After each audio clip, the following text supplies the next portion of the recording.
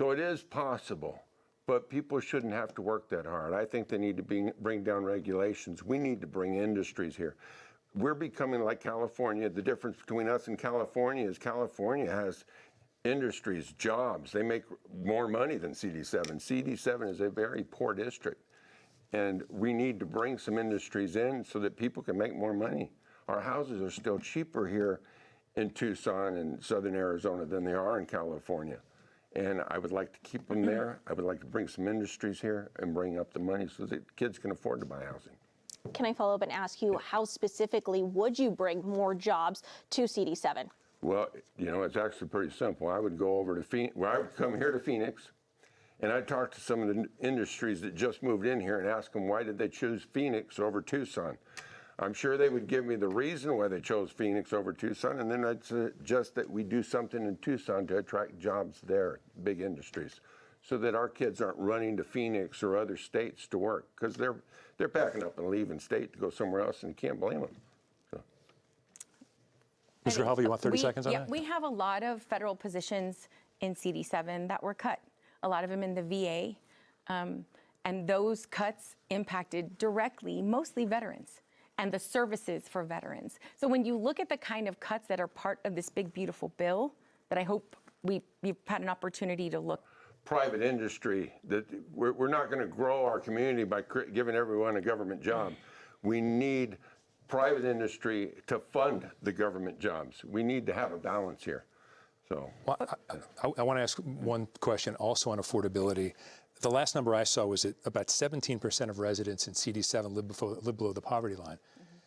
Recent numbers that came out last month at the government level talked about how, yes, we emphasize the cost of gasoline, we emphasize the cost of groceries.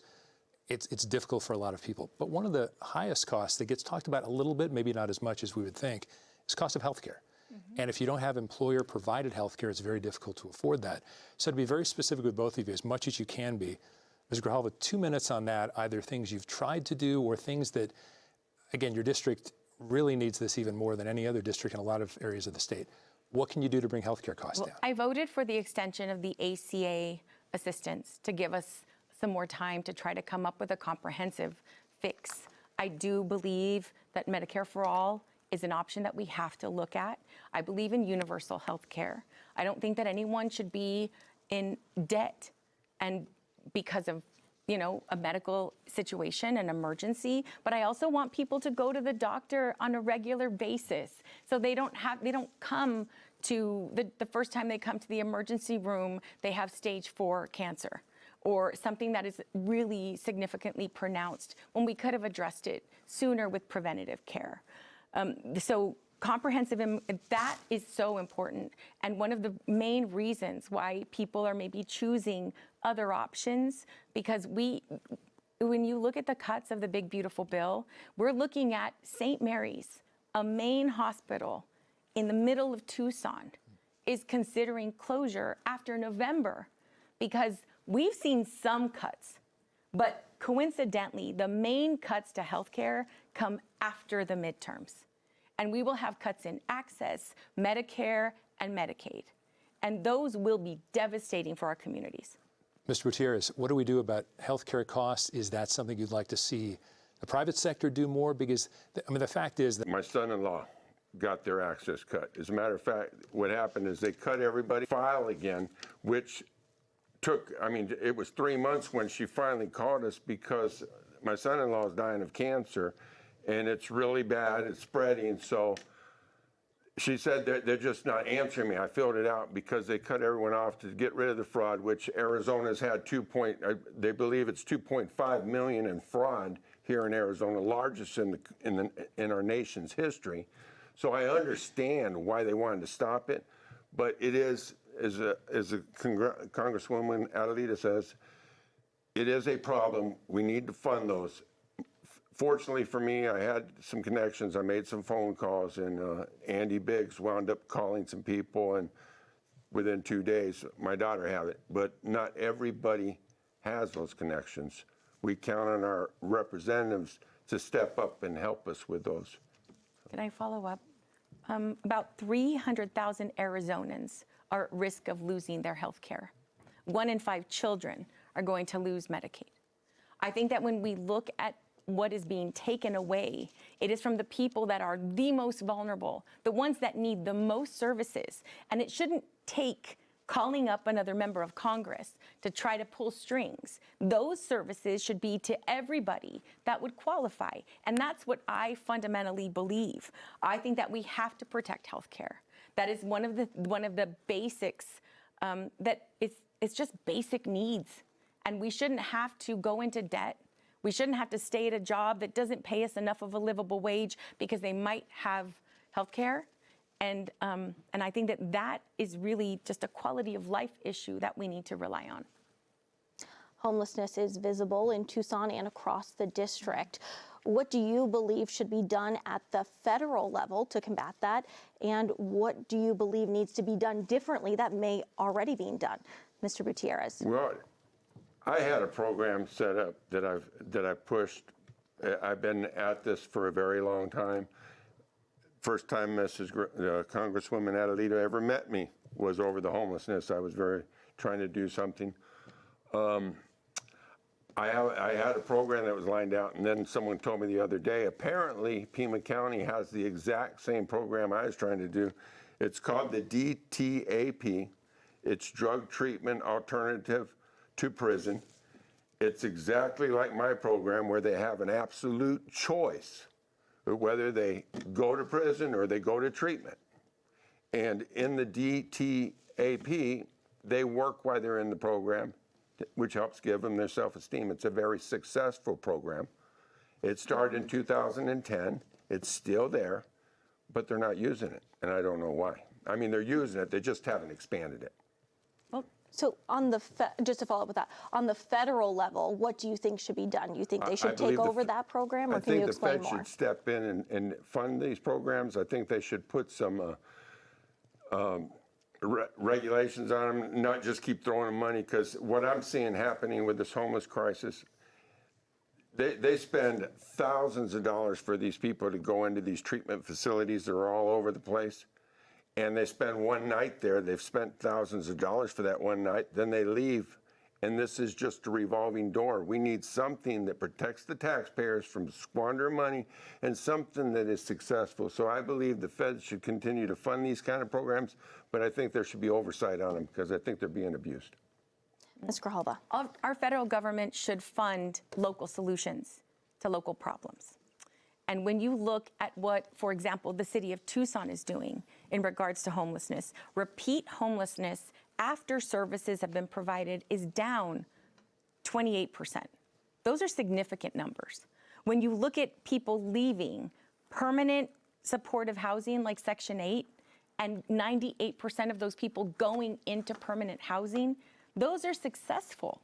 The problem fundamentally is there aren't enough programs to help deal with the incredible addiction that is out there and mental health supports that are needed. Those are all services that we at the federal government should be funding and providing that backdrop. And when we're able to do it, it does show gains. But a lot of the programs, like say the city of Tucson and Pima County have implemented and have been ongoing, a lot of that was CARES Act and ARP funds, and all of those under this administration have dried up. I want to move on to water. Mr. Butierez, let me start with you on this. We know that Arizona is going to face deep water cutbacks. We don't know exactly yet because there's still some negotiation. There's still lawsuits, of course, but the Colorado River has been drying up for decades, and we know that about 70% of Tucson's water comes from the Central Arizona Project, which is fed from the Colorado River. So I want to give you a couple minutes on this. Let's talk about what you would do if you were in Congress to ensure as much as you can, considering what nature has done to the Colorado, to protect Arizona's water supply. What would you do? Well, I would definitely want to get federal funding to bring piping in to get water into Arizona, because it is absolutely an issue. And right now the community is being divided behind the data centers, which are coming in to use water. My opinion is I think that was an abuse of power. I think people, as I said in my opening, representatives of our community decide to do things that the people aren't happy with without a valid understanding. There wasn't enough transparency to it.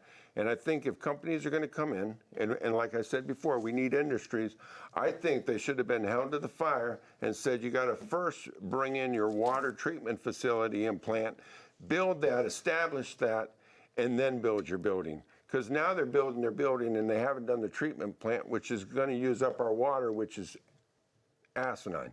So I'm going Ms. Grijalva in a moment. I want to ask a follow-up, though, because obviously you're talking about Project Blue, which obviously got a lot of headlines and troubled a lot of residents of the area.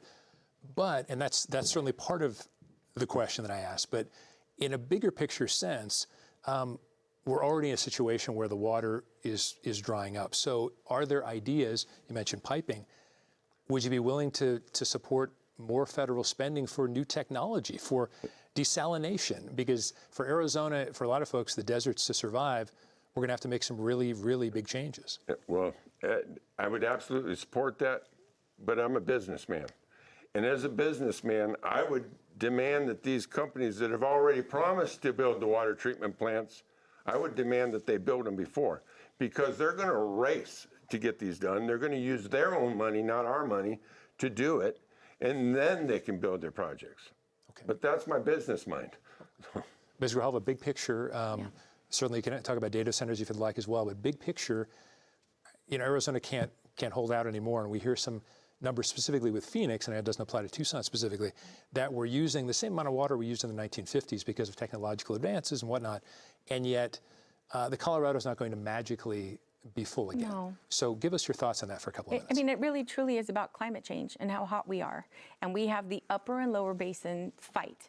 And we are part of the lower basin. And we are at the very tail end of the CAP distribution. So when you look at Yuma, the lettuce capital of the world, is at the tail end of that. This agreement that was just kind of we consolidated around, it requires a 14% cut to Arizona. The upper basin states are not taking a cut. And that is inequitable. So this is a 2-year, we're going to go to court, there's going to be some back and forth, but ultimately I think that we're probably, when we have an administration who's unwilling to look at the reality of climate change. Would you support forced conservation efforts even for people at home, as well as maybe you just spoke about Yuma being the lettuce capital, you know, even at the agriculture level? Would you support extreme restrictions there to help us? Mr. Butierez. You mean restricting people from what that water they use? Correct. Having people to have to limit. You see it like they do up at Mount Lemmon. I believe they're doing that at Mount Lemmon right now. They do it in some areas that do have issues with water. If you wanted to do it in HOAs or places where people could make that choice, I would not be okay with them just coming out and doing it to people. I'm a hardcore Constitution conservative, and I would not be for going over and violating people's rights. I would go into housing developments and see if their HOAs want to do it or something like that. But the average person that's living out there, I wouldn't be okay with that. What about agriculture?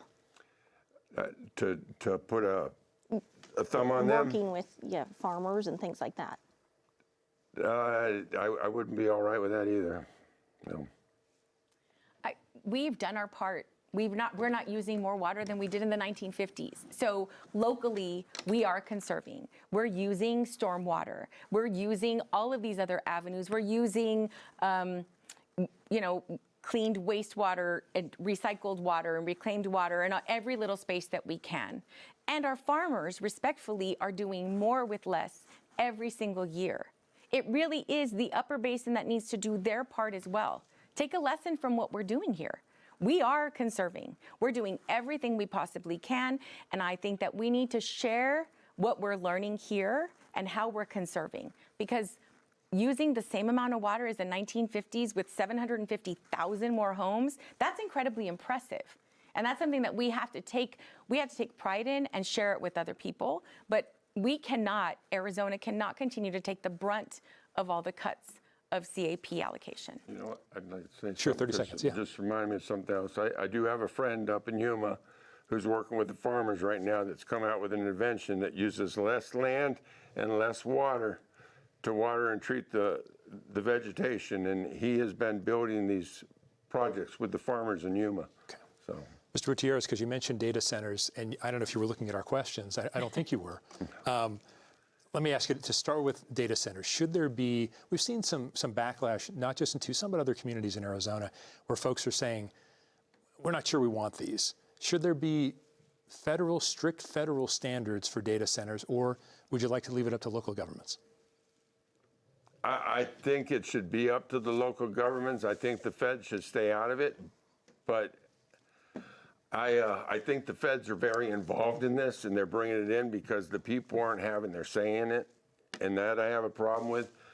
I've been at the meetings out at 3 Points where they're putting in the solar panels. There's a lot more than just a big data center building. They're putting, you know, they're going to take our water. They're taking our land to put the solar panels. They're doing all this stuff because it's going to take a tremendous amount of power. So we're giving up land. We're giving up the desert's beauty, which is something that I've hiked the desert since I was 7 years old with my father. We've hiked every mountain here. And to see them taking our desert is something that I'm not happy to see. So. Okay. And Ms. Grijalva, what about you? Should there be strict federal regulation on this? Would you like to see some of that, but more local control? No, I believe that we need to. We need to make sure that they are that we have to put safeguards in on AI. We don't have any at this point. So data centers are popping up all over because of the demand. AI has been embedded into everything we do, any Google search, and into our doctor's offices, into our classrooms, without any thought to what the environmental implications are going to be. And the data center, Project Blue specifically, was going to use 400,000 gallons of water per day when fully operational. Those are heat centers, they cause noise, and so in a bipartisan fashion, all across the country, people are pushing back on data centers because they were built with these federal sort of back doors. And if we don't put a safeguard in there, it's going to continue to be a huge nuisance. If they're going to come in, I do believe that they should have their own power source that's solar and renewable, that they should come up with ways to cool instead of using water, come up with spaces. But when you look at the size of some of these data centers, they're really overwhelming. It's like 8 football fields long, and there are about 80 of them just in San Antonio alone. And so when you see the governor of Texas decrying data centers when he allowed them to come in, you realize that we're at a breaking point, that regardless of party, people are upset about data centers. We spoke about job creation earlier. There are some disagreements on how many non-construction jobs data centers actually bring, but how do you balance bringing in new jobs as well as the need to, conserve water and energy? Mr. Butierez. Well, that's what we've been talking about. I think they should have done the water treatment before they ever build the data center. I don't see how they're going to be able to do that. I mean, as Congresswoman Adelita said, these data centers are going to use a tremendous amount of water. I don't see the community being okay with that. We live in a desert. Everyone's concerned about it. We have farmers that need it, ranchers that need it. I think that this wasn't done right. I think the data centers should build water treatment facilities before they build a data center. I truly believe that. I don't think we have the water resources to do it. I just want to quickly follow up on the part about jobs, bringing jobs to the area. Yeah. Do you not believe that, the balance is there? Yeah, well, bringing jobs is one thing. The data centers are going to use too much water. I don't think they're going to bring the jobs. I don't think it's going to balance out and be okay for us unless they bring the water first. If they bring the water first, yes, they'll create jobs. It'd be great. Ms. Grijalva. So the data centers are bringing mostly short-term construction jobs, and in the long run, there are studies that are showing that we're actually going to lose jobs, that they're replacing people. And like I mentioned, in our doctor's offices, in our schools, in most businesses, most manufacturing, these data centers are actually going to be taking people's jobs. And so I think that the balance in and of itself is not worth it, and that we have to put some safeguards in a federal level to protect our people and our communities. I want to move on now to education. What is your position on federal education funding, and how would you address resource gaps for schools in some of your district's underserving areas? Ms. Grijalva. So I'm on the Committee for Education and Workforce, and I served on Tucson Unified School District's governing board for 20 years. I'm a proud product of TUSD and public schools. University of Arizona, go Cats, right? My kids are too. And when you look at where we are in funding in the state of Arizona, where we hover, right now we're at 49th, sometimes we're at 50th. And I am on the committee that is talking about cutting Title I and Title IX. Title I specifically are for children that are living in poverty. When we have 3 districts in Southern Arizona, in CD7, that are entirely free and reduced lunch because of the poverty of the children, we have to make those investments. We have to protect our children, our English language learners, children that need extra supports, that have disabilities. Those are the funding cuts that they're looking at getting rid of.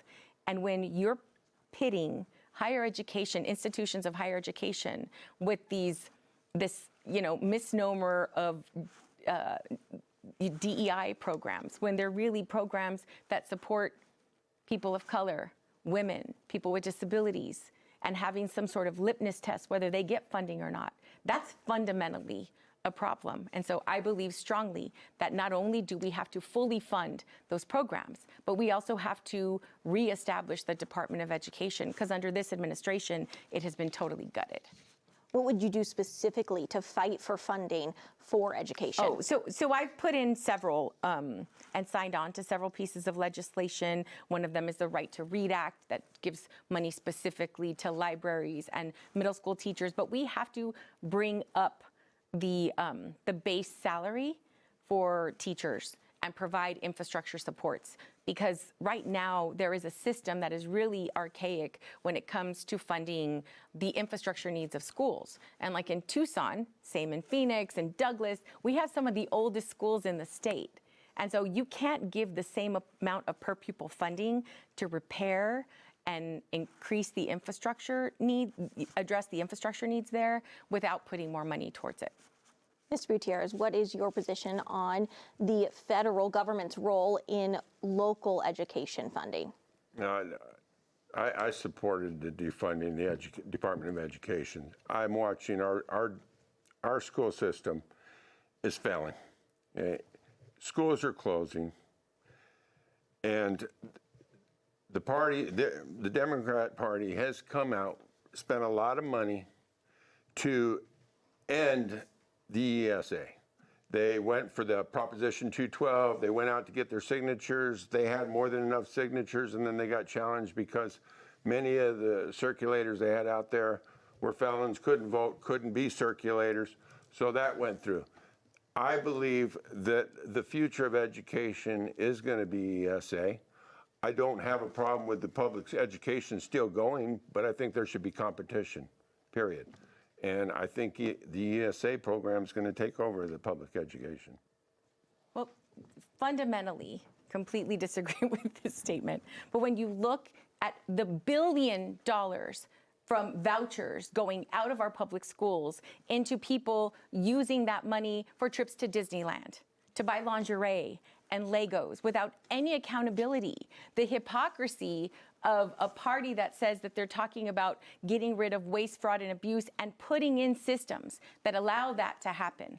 I believe that we have to have accountability for private and charter schools and anybody that is taking public dollars for an education, fundamentally. But when you look at the starvation of our public school system in Arizona, period, I mean, it is no wonder how difficult they make it for our schools to be successful. And when I see that we have over almost 4,500 teacher vacancies because we don't pay our teachers, we don't support them in the classroom, there are federal programs that can help to fix that, and that's what we need to do. Yep. The ESA is far cheaper. The education the kids are receiving is greater. And the public education gets a big chunk of that money that they get from the government to fund each student. The student that goes to ESA, the voucher program only gets about $8,000 of it, and then the public, the school itself keeps about 6,000. They have like 8 billion in reserves right now, the public schools. So if you want to get funding back to it, we should probably go ahead and do something about all the kids, and they're all U.S. citizens. They come across the border every morning, thousands of them, and they should be paying an out-of-state tuition because their parents aren't paying taxes here. Okay, we want to move on, but 30 more seconds. Really quickly, public education used to be a nonpartisan issue. It should not be a partisan issue. And I don't know how you can say that anyone is on a voucher program is getting a better education when none of them are required to take the test that they have to take in our public schools. I mean, there's just no way to assess that. And so it frustrates me, having served on a school board for 20 years and knowing so many teachers that kill themselves every day to make sure that those kids get a quality public education. And you have people that speak without knowing any information about what is fundamentally happening and the attacks on our public education system. It's just not okay. Sounds like another local versus federal thing, which is a lot of the issues we've discussed. Ms. Grijalva, I want to ask you about the Supreme Court earlier this week, giving President Trump what some are calling an interim victory about mail-in voting. And he has made a lot of noise about restricting that. He's also talked about the SAVE Act, almost giving federal authorities control over elections that have been handled by the states and counties for all these years. A lot of Arizonans like mail-in voting. Yeah. What do you think about mail-in voting? Do you think we should protect that? Absolutely, we need to protect it. And in Arizona, 80% of voters vote by mail. Trump voted by mail in Florida, so why is it okay for him and not okay for the rest of us? And when you put in safeguards to make sure that people are registered, that live in that community, that totally makes sense to me. But the SAVE Act will actually require, especially women, to show a passport to prove that our last name is what it is. Because many of us change our last name when we get married. That is a direct assault on women that are voting. And the only way that Trump and the Republican Party can win this election nationally is by gaming the system. And that's what the SAVE Act is. So, Mr. Butierez, CD7 has tribal communities, and it can be even more difficult for folks like that to find a voting center. So if mail-in voting were to be eliminated or restricted, that might affect a lot of people in your district. What are your thoughts about that? Well, I don't think that mail-in voting should be ended at all. And I don't think Trump was doing that at all. I believe what's going on right now, well, the SAVE Act, yeah, he wanted the SAVE Act passed. But right now, what he's asking for in Arizona, Arizona's all upset, is that the voting roster be turned over so they can make sure that everyone that's on there is actually a legal voter. That's what he's asked for. Apparently, Fontes doesn't want to give that, and Mays doesn't want to give that. They want to fight it. I don't understand the point, but whatever, that's between Mays and Trump. It's nothing that matters to me at all. Well, let me ask you one quick thing on the SAVE Act, though. Regardless of whether it ever passes or if parts of it pass, you've talked a lot about how you don't want a lot of federal government overstep. This would give the federal government a lot of power over elections. So I want to ask you directly about that. Would you support that part of it? Would you trust the federal government to run an election in Arizona? Well, it is a federal election that they're looking at dealing with, not the local elections. But I would absolutely trust the federal government to do that. It is a federal election. But to regards what Mrs. Grijalva said, I would not say women are not capable of going out and getting their voter registration. My wife got married, she managed to do it, and boy, she would be really upset at me if I said, honey, you're not smart enough to do it. So 30 more seconds. So it has nothing to do with intelligence. It has to do with having to pay for a passport in order to prove that you are, because when you get married, your married name does not match your birth certificate. And this is an extra level. It's not people that, like right now, I'm registered to vote. It's people after this that are going to have to prove an extra level of proof. And really, I don't trust the federal government to run our systems. What I think is really interesting is that you have, a party that basically says, I don't want the federal government involved in local. Push it to the states. Unless it's an issue that I want to put my thumb on the scale on. And then, you get involved. And that's what's happening with the SAVE Act. Again, if they follow the rules that are established, They're worried about the midterm elections, which is why many Republicans didn't vote for the SAVE Act. They didn't want that item to come up because they couldn't vote for it. And that's what's been happening repeatedly. That's why it hasn't passed. Ms. Grijalva, I want to ask you, are you concerned about election security and integrity?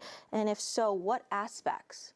I'm concerned with the federal government insinuating that there's something wrong and corrupt with our local races, with our state races, and the kind of involvement of having possibly ICE agents, people like military people at our polling places. That worries me because that's been mentioned. I see the presence in Washington, D.C., and it is a complete intimidation to people that are going to the polls. And I worry about that significantly. I don't worry about the integrity of our elections here in Arizona.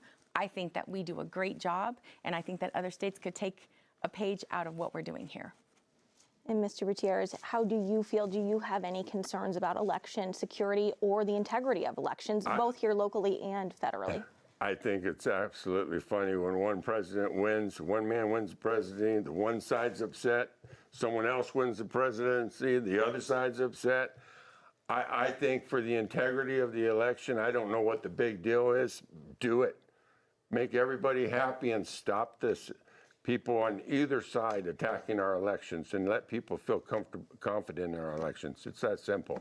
Well, we have just a few seconds, so how would you do that to make people feel comfortable? Because there are still people talking about the 2020 election as to, so I guess I would ask you, it sounds like such a silly question, if Ms. Grijalva wins, would you accept the results? And Ms. Grijalva, if Mr. Butierez won, would you accept the results? I absolutely. Absolutely. And really quickly, 30 seconds here, is it concerning to you that there are still people, elected officials, who are challenging the results of the 2020 election? Ms. Grijalva. Absolutely. We have secretaries that won't admit that Trump lost the election. And he knows, they all know that he lost, but that's some sort of like loyalty test, apparently. And so that publicly they won't say it. And that's crazy to me. Quickly, Mr. Butierez. To me, my windshield's bigger than my rear view mirror. I'm not looking back, period. Okay. So. And now it's time to shift into the speed round. And again, candidates have been given these questions ahead of time and only have 15 seconds to answer each one. Mr. Butierez, what's the first word you want voters to associate with your leadership? 15 seconds. I want people to know that I'm honest and transparent, that I represent the community and only the community. Ms. Grijalva? Authenticity and integrity, and that I'm here for Southern Arizona. What is one thing you wish Washington better understood about your district, Mr. Butierez? I wish they understood how we need an economy in Southern Arizona. We really need their help to bring an economy to Southern Arizona. Ms. Grijalva. The diversity of our community, that we have rural communities and city communities, and that those needs are different. Ms. Grijalva, what's one way your ideology differs from the mainstream of your party? I believe in a working people's agenda, and that's what I fight for Southern Arizona. I believe in centering the work here, and I'm willing to stand up to my party, anybody, who in defense of Southern Arizona. Mr. Butierez, one way your ideology differs from the mainstream of the Republican Party? There's so many. The main one is I'm the only Republican standing here fighting for CD7. The other one is my passion and understanding for the homeless. So. Ms. Grijalva, what is one issue you are prepared to work across the aisle to address? Any issue that I believe is going to help Southern Arizona, like I worked on the bipartisan housing issue or supplemental security income issue. Those have worked across party line and I'll continue to do it. Mr. Butierez, what is one issue you are prepared to work across the aisle to address? Immigration. I would go in and first, day one, start working with them on the Dignity Act. All right, I want to thank you both so much. Now it is time for closing statements. Each of you will have 1 minute, and to keep us on time, we will politely cut you off if you run over. Mr. Butierez, you have the first closing statement, and your 1 minute begins now. Well, everybody, again, I want to thank you all for being here. I want to remind you that this is an important election. We're fighting for the future of our children, the future of our district. We've got a lot of things that are impacting our community. And I'm telling you right now, send a person there that's not trying to be a politician, who just wants to fix the things that he can fix. And when he's done with all that, if everything else is what matters to you, then fire me and send me on the way. Thank you. Ms. Grijalva. My name is Adelita Grijalva. Thank you for sending me to Congress. It has been an honor and a privilege to serve Southern Arizona. I am asking for your vote to send a fighter back. That was the commitment I made when I ran for office the first time, that I would be your fighter, voice, and advocate in Washington, and I have done just that. Despite an unprecedented delay of 50 days in getting sworn in, we got right to work, and my team and I have submitted 11 bills, signed on to co-sponsor 422 others, had 700 meetings, events, and town halls, and am so transparent about everything we do. I want to thank you for your attention tonight, and I'm asking for your support and vote in November. Thank you both for a great exchange. Thank you both for being here. Appreciate it. Thank you. And that wraps this general election debate with the candidates for Congressional District 7. As a reminder, the Arizona midterm election is on November 3rd, and early voting starts October 7th. The voter registration deadline is October 5th. To register to vote, head to azcleanelections.gov. There are a lot of offices up for election this year, so we will continue to host debates until early voting begins. Head to azmedia.org to see a list of every local media partner, plus upcoming debates and where you can find them on TV, radio, and digital platforms. You can also see the full debate schedule, submit your own questions, and find voting information by heading to azcleanelections.gov. Now, on behalf of our partners at Clean Elections, the Arizona Media Association, Reister, and Sneaky Big Studios, thank you for joining us.